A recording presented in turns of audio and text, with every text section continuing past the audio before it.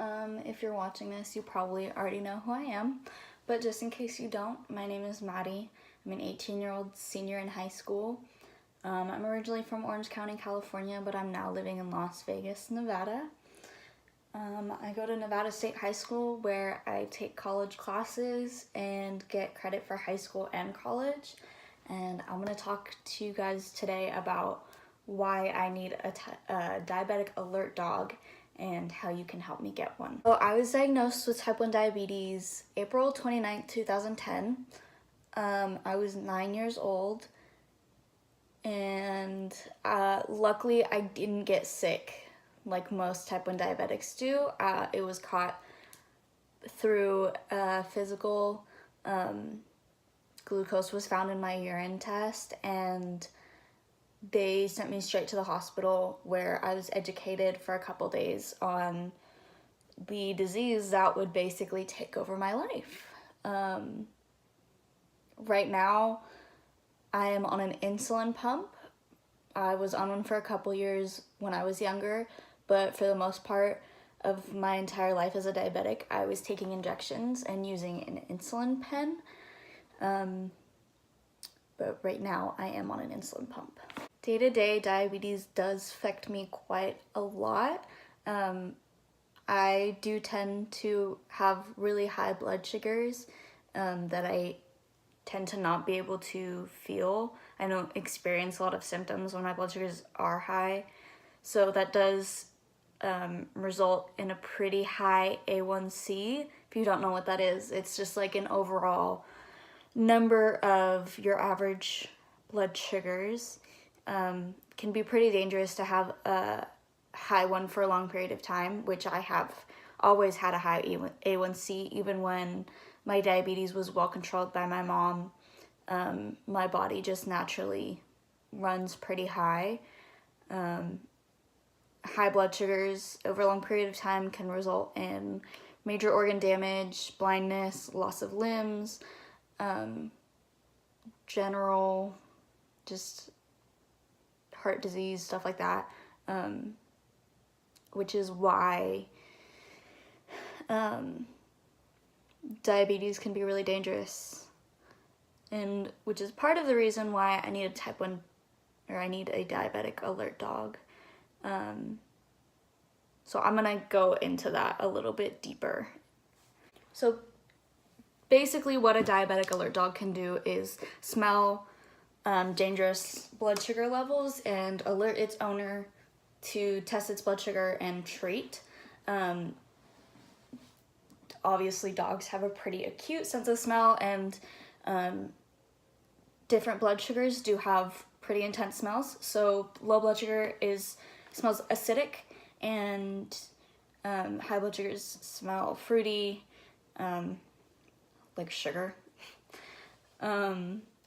So like I said, I don't really feel my high blood sugars. I don't experience a lot of symptoms. So a type 1 or a diabetic alert dog would tell me when my blood sugar is out of a specific range, alerting me to treat,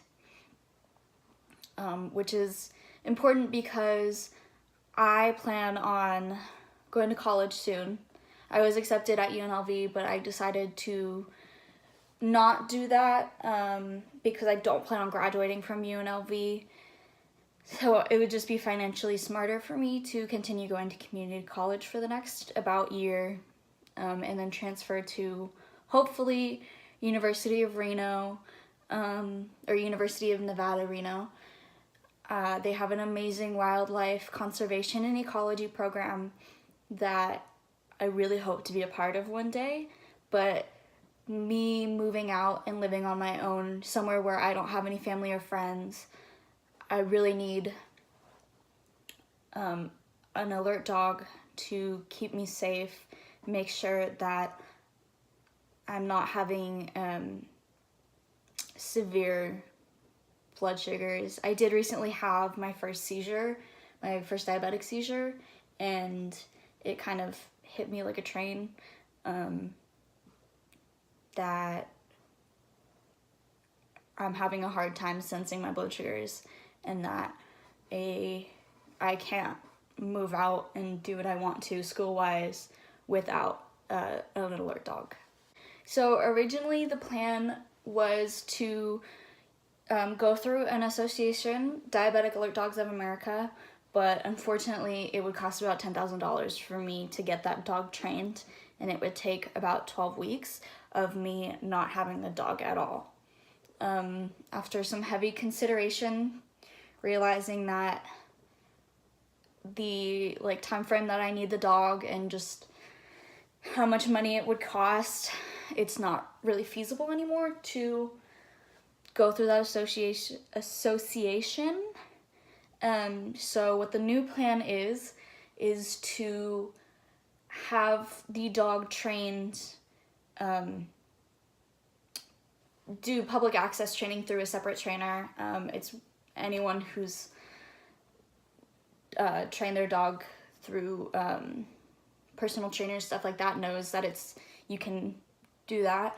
And then my plan is to do the scent training on my own over the summer. It is absolutely possible, even though it is extremely time consuming. You have to work every single day for hours at a time. Yes, it will take a lot of time, effort, and energy, but I do think it'll be worth it in the end. The reason I still am asking for donations is because I do have to pay to get that training done. Adoption fees, vet bills, stuff like that. Raising a dog is not cheap, especially one that needs to go through public access training and stuff like that. A few other key things I would like to mention. I absolutely will be adopting or rescuing my dog. I do want to get a pit bull. They're my favorite breed. If you get your dog from a breeder, that's up to you. But I am 100% adopt, don't shop.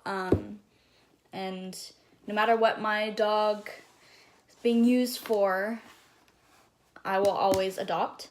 And like I said, I am going to do the scent training by myself. This is all I plan to do with my summer other than work. I do have a couple jobs. I work at Old Navy in retail, and I also walk dogs on the side. So other than working, training this dog is all I'm going to be doing this summer. So if you would like to donate, I'm going to leave my Venmo and my GoFundMe link in the description. It would mean so much to me, even just like a $5 donation. I have a lot of big plans. I really want to graduate and I want to do great things, but a lot of that is heavily dependent on me having a service dog to make sure that I'm healthy and capable of doing the things that I want to do. So thank you so much for watching. If you donate, thank you. If you share, thank you. I really appreciate it. And that's pretty much it. Thank you.